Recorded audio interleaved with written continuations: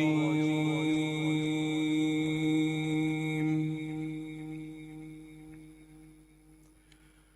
بسم الله الرحمن الرحيم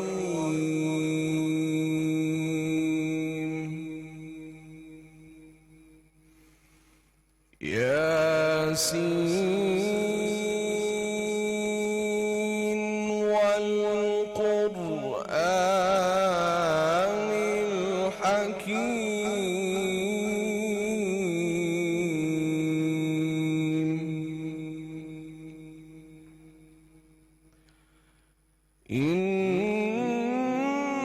إنك لمن المرسلين على صراط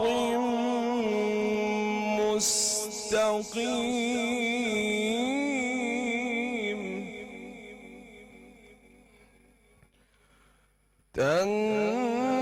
تنزيل العزيز الرحيم لتنذر قوما ما أنذر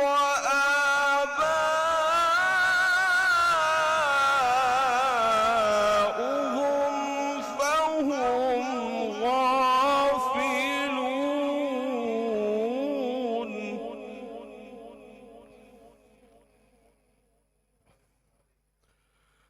لقد حق القول على أكثرهم فهم لا يؤمنون إنا جعلنا في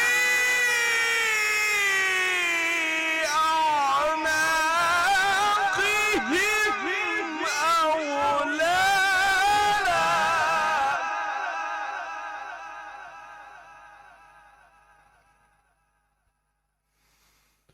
إنا جعلنا في أعناقهم أغلالا فهي إلى الأذقان فهم مقمحون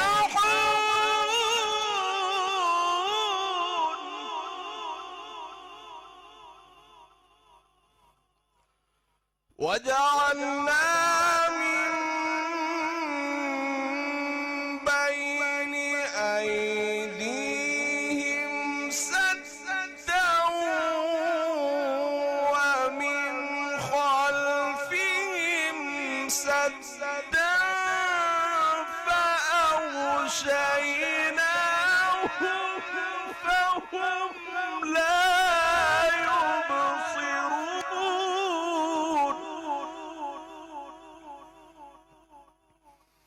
وسواء عليهم أأنذرتهم أم لم تنذرهم لا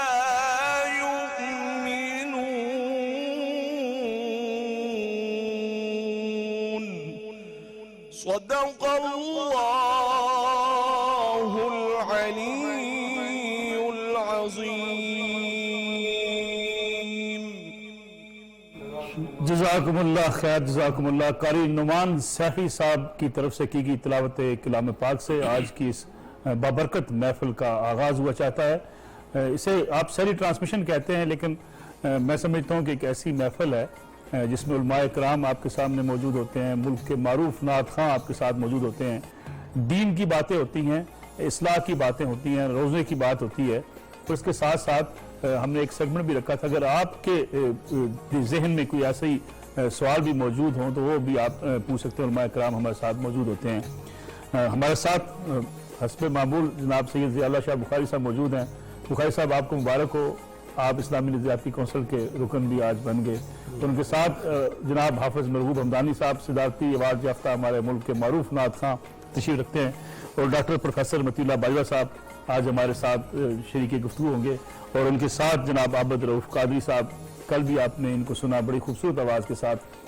اور آج جیسا کہ ہم نے ایک موضوع کا انتخاب کیا تھا کہ حقوق العباد پہ آج بات کی جائے گی, اور انسان جو اس وقت معاشرے کے اندر موجود ہوتا ہے اس کی ذمہ داری کیا ہو سکتی ہے, اس نے کیا کرنا کیا ہے, اور انسانوں کے حقوق اس کے اوپر کیا ہے, اس کے ہمسائے کے کیا حقوق ہیں, اس کے ذی و اقارب کے کیا حقوق ہیں, اور جو معاشرے کے اندر رہتے ہوئے انسان اس معاشرے کے لیے کیا کرنا ہے اس نے.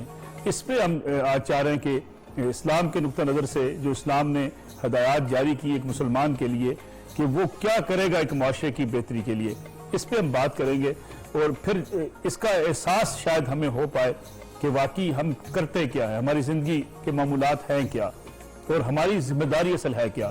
کیا نماز پڑھ لینا, روزہ رکھ لینا, حج کر لینا, زکوٰۃ دے لینا, یہ سب کچھ ادا کرنے کے بعد انسان اپنی ذمہ داریوں سے جو ہے عہدہ برا ہو جاتا ہے کہ یا اس کی جو زندگی ہے, جو معاشرے کے اندر اس کی موجودگی ہے, اس سے انسانوں کو کتنا نفع ہو سکتا ہے. اور یہ بہترین امت بھی اس لیے ہے کہ یہ انسانوں کے لیے خیر کی باعث ہے, اور یہی ذمہ داری آپ کی اور میری ہو سکتی ہے.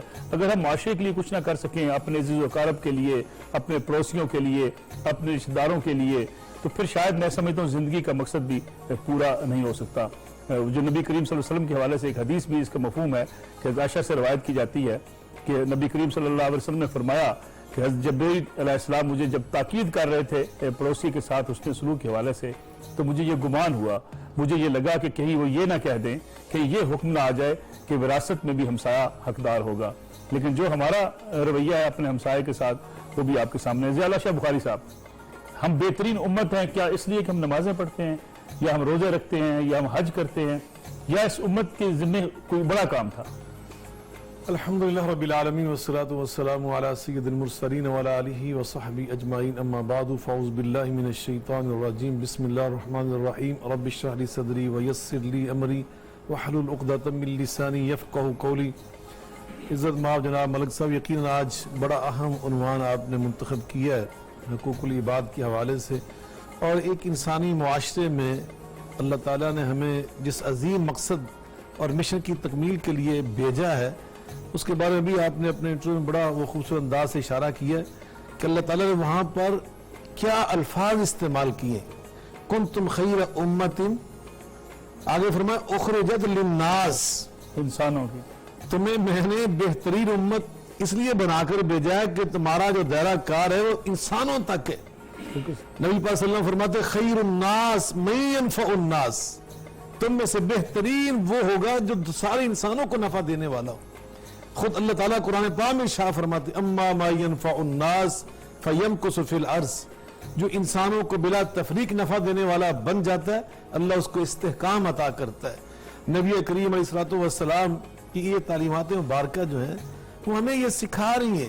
نبی پاک صلی اللہ علیہ وسلم فرماتے ہیں المؤمن من آمنہ الناس, وہ حدیث بڑی معروف ہے, المسلم من سلم المسلمون من لسانہ ویدہ. ہم تو اس پہ پورا نہیں اترتے کہ ہماری زبان کے شر سے, ہاتھ کے شر سے. مسلمان کو صرف مسلمانوں تک محدود نہیں کیا بلکہ کہا تمام انسانوں کے لیے. نہیں, اس حدیث میں فرمایا جس کے شر سے تمام مسلمان محفوظ ہو جائیں وہ مسلمان بن جاتا ہے. لیکن فرمایا مومن کب بنتا ہے؟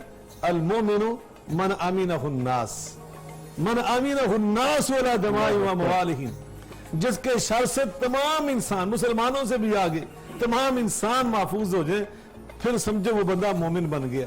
تو یقیناً آپ نے بڑی پیاری بات کی کہ ہم دنیا میں جو آئے ہیں نا وہ صرف اور صرف نماز روزہ یہ بھی ضروری ہے. بہت سارے لوگ ایسے جی حقوق العباد کی بڑی اہمیت ہے, حقوق اللہ تو معاف ہو جائیں گے, یہ بھی ایک فریب نفس ہے, اس سے بھی ہمیں نکلنا ہوگا.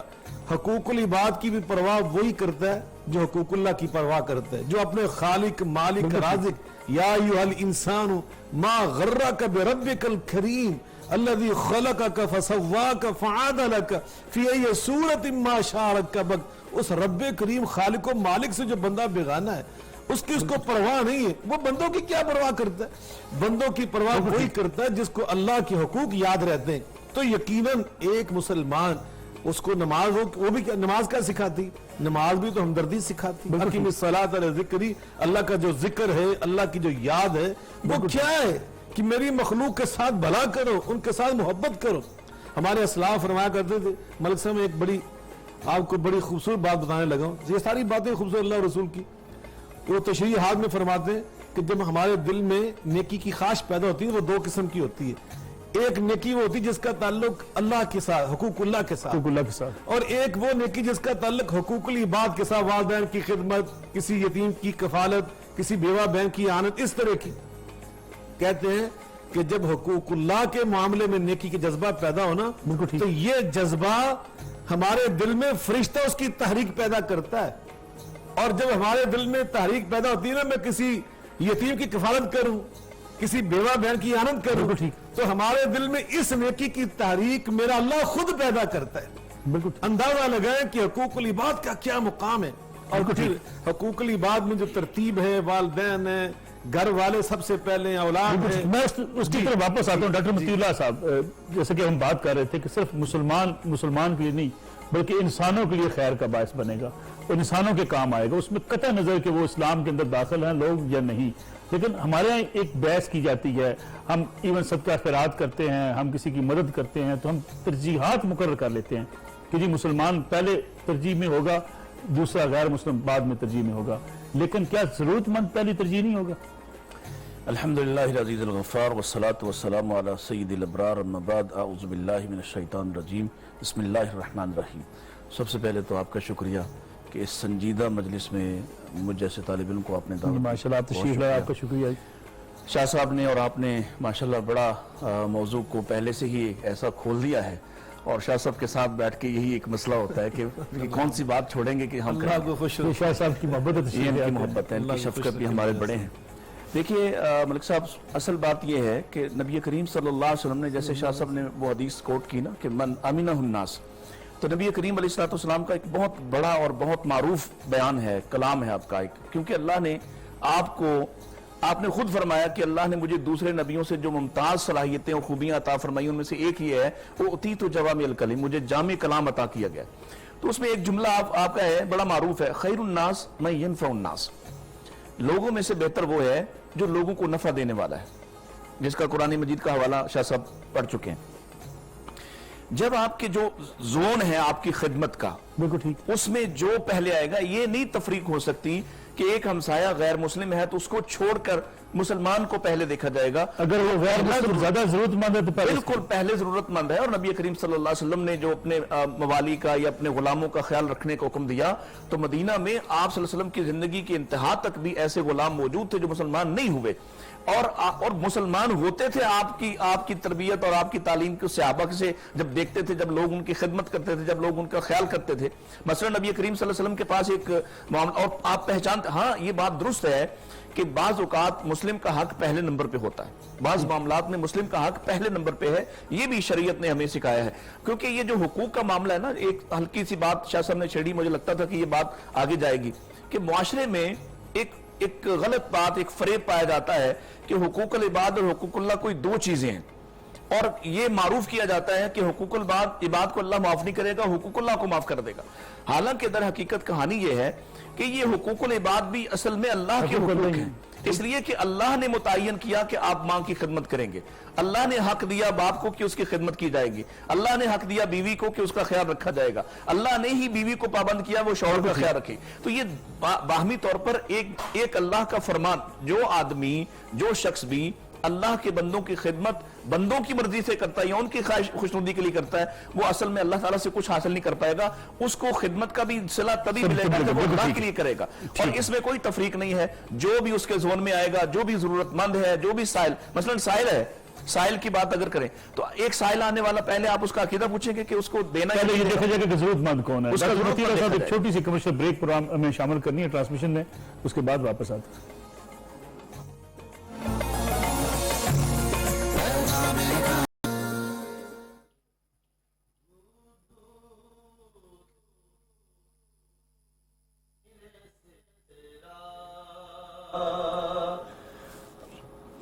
سہری ٹرانسمیشن میں ایک بار پھر آپ کی خدمت میں حاضر ہیں، اور مہمان ہمارے ساتھ موجود ہیں. اور مہمانوں سے بات چیت کا سلسلہ بھی ہوگا اور نعت بھی ہم سنیں گے. جناب مرغوب حمدانی صاحب میرے خیال میں آپ سے نعت سن لیتے ہیں, آغاز کر لیتے ہیں. مرغوب حمدانی صاحب کو دیں مائک اگر ہمارے پاس ہے تو. جی مرغوب حمدانی صاحب آپ سے نعت سنتے ہیں جناب ماشاءاللہ, تاکہ محفل آپ ذرا. جب مسجد نبوی کے مینار نظر آئے, اللہ کی رحمت کے انوار نظر آئے, منظر ہو بیان کیسے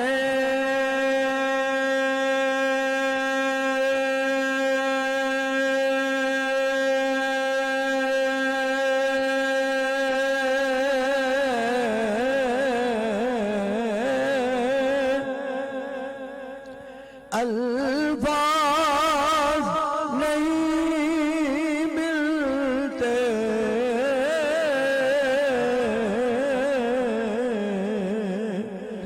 جس وقت محمد کا دربار نظر آئے,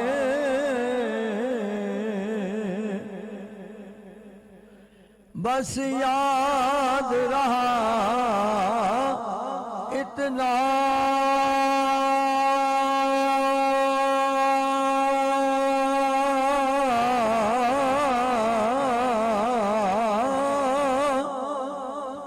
سینے سے لگی جالی, پھر یاد نہیں کیا کیا انوار نظر آئے, گو یاد نہیں کیا کیا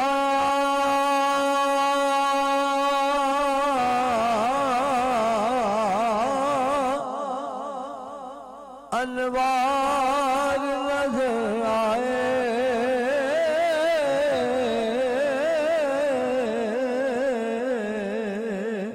بس سرکار کے پہلو میں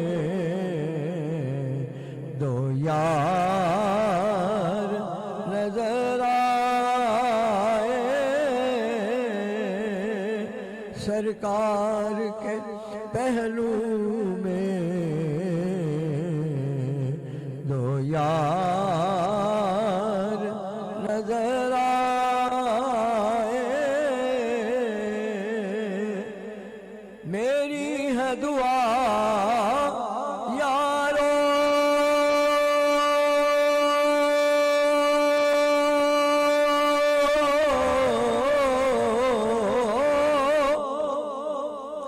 کہ سرکار کے روضے پر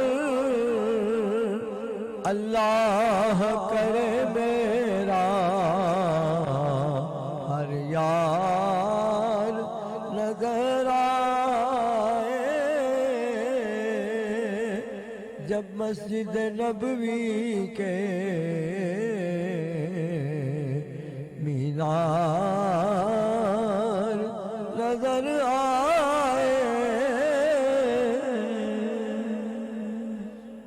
مرغوب حمدانی صاحب ماشاءاللہ. ضیاء اللہ بخاری صاحب, ہم اپنی ڈسکشن کی طرف آتے ہیں. سب سے زیادہ دین کا علم رکھنے والے, جن تک دین, جن کے لیے دین فہمی بھی بڑی آسان ہوتی ہے, ہم دیکھتے ہیں کہ وہ زیادہ ججمنٹل ہوتے ہیں, حالانکہ اس کے باوجود انہیں پتہ بھی ہے کہ انہوں نے انسانوں کے لیے خیر کا باعث بننا ہے, لوگوں کے اوپر سختی نہیں کرنی, لوگوں کے اوپر آپ نے ہر کسی کا خیال رکھنا ہے, بچے کا, بوڑھے کا, عورت کا. لیکن ہمارے ہاں تشدد کی بات کریں وہ بھی مذہبی طبقے کی طرف سے زیادہ ہوتا ہے اگر دیکھا جائے تو, اور اگر یہ بات کی جائے، رونت کی بات بھی کی جائے، لوگ شکایات کرتے ہیں کہ مذہبی بعض لوگ، سارے نہیں لیکن بڑے متکبر انداز میں آپ سے ملتے ہیں، کیا وجہ کیا ہے؟ میں سمجھتا ہوں یقیناً یہ تمام طبقات میں یہ خامیاں ہیں، کمزوریاں ہیں جو انسانی میں سمجھتا ہوں بعض تربیت کے تو پھر مذہبی لوگوں کی طرف سے تو نہیں ہونی جی چاہیے؟ میں عرض کرتا ہوں تربیت کے فقدان کے ملک سے پائی جاتی ہیں، اور یقیناً یہ ناپسندیدہ ہے۔ اللہ تعالیٰ نے ابھی جو آپ نے ارشاد فرمایا کہ جب کسی سے بات کریں آپ تو رونت آپ کے انداز سے جھلکنی نہیں چاہیے۔ حضرت لقمان علیہ السلام نے اپنے بیٹے کی جو وصیت فرمائی نا، اس میں اللہ کو کتنی پسند آئی کہ اللہ نے اٹھا کر اسے قرآن کا حصہ بنا کر ہمیں سمجھانے کے لیے نازل فرمایا، وَلَا تُصَعِّرْ خَدَّكَ لِلنَّاسِ، فرماتے ہیں میرے بیٹے جب کسی سے بات کرو نا تو اپنا رخ جو ہے نا اس کی طرف رکھنا ہے، متوجہ رہنا ہے، رخ بدل کر چہرہ کسی اور طرف ہو، بات کسی اور سے کر رہے ہو جیسے محسوس ہو کہ تم اس کو اہمیت نہیں دے رہے، حقیر سمجھتے ہو۔ تو نبی پاک صلی اللہ علیہ وسلم کا کیا انداز مبارک تھا، اللہ اکبر، اللہ اکبر۔ کان یسلم علی الصبیان، یہاں تو گردن میں سیاح ہوتا ہے، بعض اوقات ہم جو ہم سے چھوٹا ہے ہم اس سے مسافہ کرنا اپنے پروٹوکول کے خلاف سمجھتے ہیں، اور نبی پاک صلی اللہ علیہ وسلم کے بارے میں آتا ہے کان یسلم علی الصبیان، آپ تو بچوں سے زیادہ سلام کیا کرتے تھے، ان کے ہاتھ پکڑ لیا کرتے تھے۔ تو یقیناً ہمیں اسلام نے تو جو بنیادی طور پر تعلیم دی ہے اس کی حد تک تو سچی بات ہے، وہاں تو تواضع ہے، وہاں تو انکساری نہیں، پر قسم اٹھا کر فرمایا ثلاث اقسم علیہن، آقا نہ بھی قسم اٹھاتے تب بھی آپ کی بات سچی تھی، مگر اس کے باوجود ہمیں سمجھانے کے لیے 3 باتوں میں قسم اٹھائی، اس میں ایک یہ بات تھی ما تواضع احد للہ الا رفعہ اللہ، جو اللہ کی رضا کے حصول کے لیے متواضع بن جاتا ہے، عاجز بن جاتا ہے، انکساری دکھاتا ہے، اللہ کے رسول فرماتے ہیں میں قسم اٹھا کر کہتا ہوں اللہ اس کو اور سر بلند کر دیتا ہے۔ بالکل ٹھیک، تو یقیناً ایک مسلمان جو ہے جس کے پاس خاص طور پہ علم ہو، وہی نا، وہ کتاب و سنت کے علم کا علم کسی کو بردار ہو، اعتراض کرنے کا موقع نہیں ملنا ممبر و چاہیے محراب کا وارث دیندار ہو، شخص کے بارے میں۔ وہ نبی پاک صلی اللہ علیہ وسلم کی مسند کا وارث ہو۔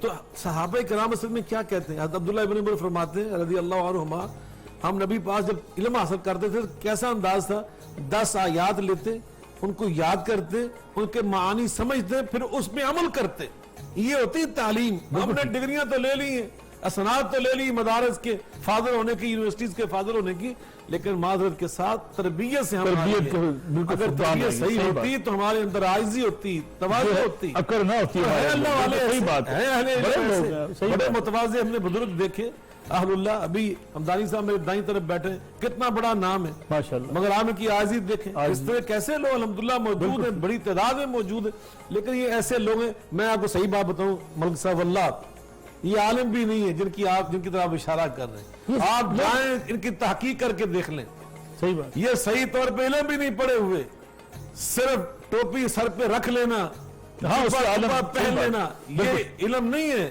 بالکل ٹھیک، حضرت سفیان فرماتے ہیں، محدث اعظم حضرت ابو الحسن فرماتے ہیں، جی جی جی پلیز آپ مکمل وہ کریں۔ فرماتے ہیں العلم علمان، حسن بصری رحمۃ اللہ علیہ فرماتے ہیں العلم علمان، علم فی القلب وعلم علی اللسان، بالکل وہ تو فرماتے ہیں علم بھی 2 قسم کا ہوتا ہے، ایک وہ علم ہوتا ہے جس سے زبان سے بیان ہو رہا ہے کہ بڑا مقرر ہے، بڑا جناب خطیب ہے، بڑا اچھی گفتگو کرتا ہے، اور ایک علم وہ ہے جس کا تعلق دل کے سے ساتھ ہوتا ہے، جو دل سے بات نکلتی ہے، اصل میں بات وہی تو ہے، وہاں عاجزی ہوتی ہے۔ بالکل ٹھیک ہے۔ ڈاکٹر مطیع اللہ باجوہ صاحب، کبر جتنا بڑا گناہ قرار دیا گیا، لیکن اس کے باوجود ہم دیکھتے ہیں کہ متکبر سٹائل سوسائٹی کے اندر وہ حقوق العباد کی پرواہ کیا کرے گا جو خود کبر کے جیسے جرم کے اندر، کبر جیسے ایک مرض کے اندر مبتلا ہو جائے گا۔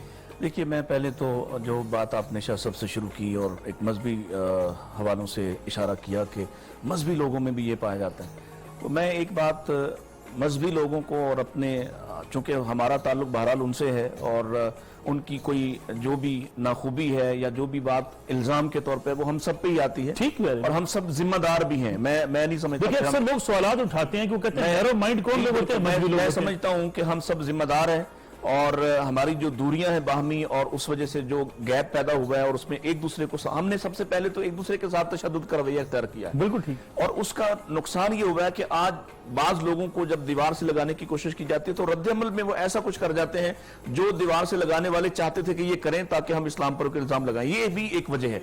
پھر گروہ بندی اتنی خطرناک حد تک ایک دوسرے کے خلاف۔ میں عرض کرتا ہوں کہ دنیا میں फिरौन से बड़ा मुतकब्बिर तो कोई नहीं होगा ठीक, जो ये कहता है आना रब्बुकुमुल आला, मैं ही सबसे बड़ा रब हूं। और उसकी तरफ अल्लाह ताला ने जब मूसा अलैहिस्सलाम को भेजा और उनकी ख्वाहिश और उनकी दुआ पर उनके भाई को भी नबी बनाकर दोनों से कहा इज़हाबा इला फिरौन, अब तुम दोनों जाओ फिरौन की तरफ, इन्नहु तगा, वो हद से बढ़ गया है।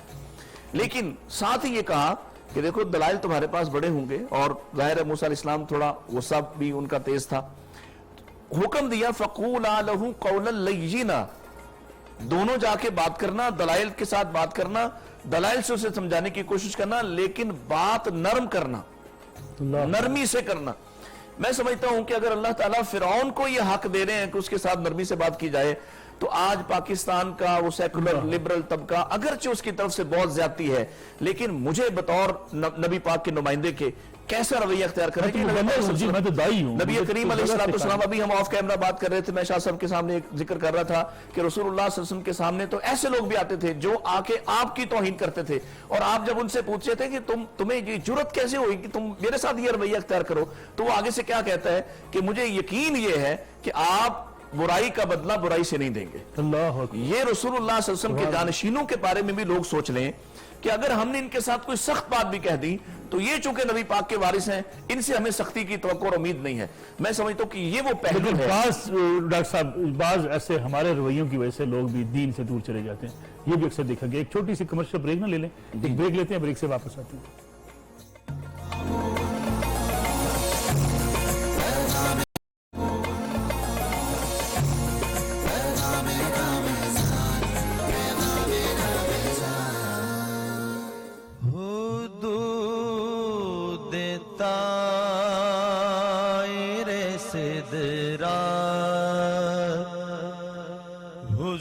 हुजूर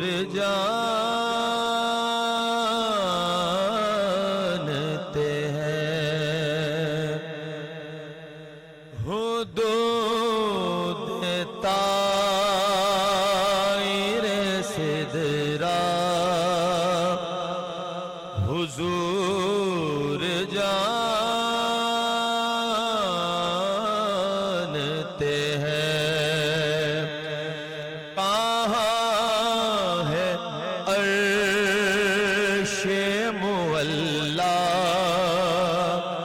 हुजूर जानते हैं, पहुंच के सिदरा पे रूहुल अमीन ये कहने लगे,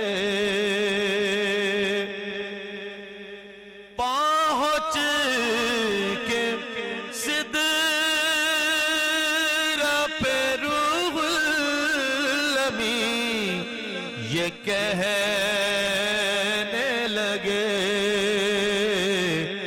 यहाँ से आगे का रास्ता हुजूर जानते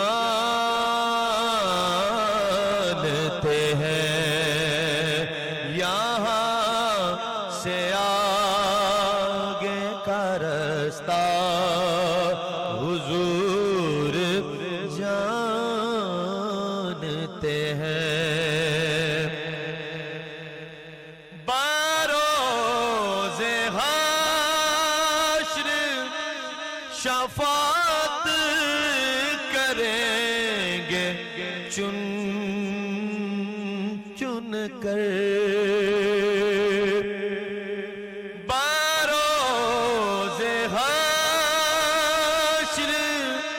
शफाअत करेंगे चुन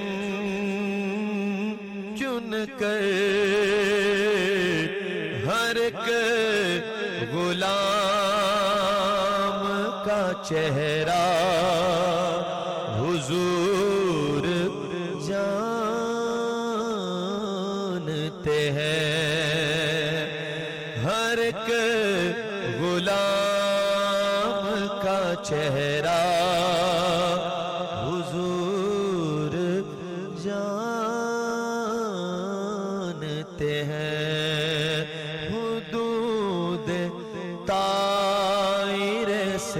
چہرہ حضور جانتے ہیں۔ ماشاءاللہ جی، عابد رؤوف قادری صاحب کا کلام آپ نے سنا، بڑی خوبصورت نعت پڑھتے ہیں۔ ضیاءاللہ بخاری صاحب، ہم پھر اپنے موضوع کی طرف آ جاتے ہیں۔ جب ہم کہتے ہیں کہ حقوق العباد، اس میں ہم یہ سارے جو معاملات ہیں ہمارے، ناپ تول کے معاملات، بچوں کے ساتھ حسن سلوک، عورتوں کے ساتھ حسن سلوک، حقوق العباد تو اس سب کا حصہ ہے۔ پھر اس کے باوجود ہم دیکھتے ہیں کہ ہمارے ہاں ملاوٹ ہے، ہمارے ہاں ناپ تول میں ہم جو ہے وہ کمی کرتے ہیں۔ یہ ساری چیزیں ہم کیوں سیکھ نہیں پاتے؟ بلا شبہ یہ ہماری، میں سمجھتا ہوں، کتاب و سنت کی واضح تعلیمات کے ہونے کے باوجود اور علماء، داعیان حق، اساتذہ، معلمین، مدرسین، ائمہ، ان کے سمجھانے کے باوجود، اتنا وسیع اسلامی لٹریچر مہیا ہونے کے باوصف، اگر ہماری قوم ان چیزوں سے بے خبر ہے، ناآشنا ہے، یا پھر جانتے ہوئے اس سے انحراف کرتی ہے، تو یہ بدقسمتی ہے یقیناً، اور یہ اللہ تعالیٰ کو ناراض کرنے والی چیزیں۔ ابھی آپ ناپ تول کی بات کی، اللہ نے قرآن پاک میں کتنا واضح ارشاد فرمایا کہ وَيْلٌ لِّلْمُطَفِّفِينَ الَّذِينَ إِذَا اكْتَالُوا عَلَى النَّاسِ يَسْتَوْفُونَ وَإِذَا كَالُوهُمْ أَوْ وَزَنُوهُمْ يُخْسِرُونَ أَلَا يَظُنُّ أُولَٰئِكَ أَنَّهُمْ مَبْعُوثُونَ لِيَوْمٍ عَظِيمٍ يَوْمَ يَقُومُ النَّاسُ لِرَبِّ الْعَالَمِينَ۔ یہ کم تولنے والے، کم ناپنے والے یہ سمجھتے ہیں ہم بڑی کاریگری کر رہے ہیں، ہم بڑے کمال کے کام کر رہے ہیں، ہم کو منافع حاصل کر رہے ہیں۔